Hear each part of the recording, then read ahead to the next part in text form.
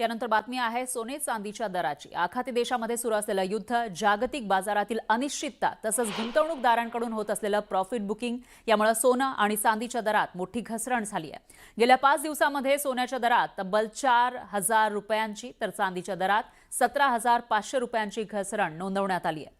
याशिवाय केवळ एका दिवसातच सोन्याचा दर 1,500 रुपयांनी आणि चांदीचा दर 4,000 रुपयांनी कमी झाल्याचं जळगाव सराफा बाजारातून समोर आलंय। ब्रेकनंतर मुंबईमधून एक मोठी बातमी आहे। रोहित शेट्टीच्या जुहूमधील घरावरील गोळीबार प्रकरणामध्ये एक अपडेट समोर आली आहे। रोहित शेट्टी गोळीबार प्रकरणामध्ये पोलिसांची मागणी फेटाळल्याचं कळतंय। प्रवीण लोणकरचा मुंबई गुन्हे शाखेनं ताबा घेतलेला आहे आणि पोलीस कोठडी संपल्यानंतर आज कोर्टामध्ये हजर करण्यात आलं होतं। गुन्हे शाखेनं 4 दिवसांची पोलीस कोठडी वाढवण्याची मागणी केलेली होती, पण कोर्टानं ही मागणी फेटाळली आणि लोणकरला न्यायालयीन कोठडीमध्ये पाठवलंय।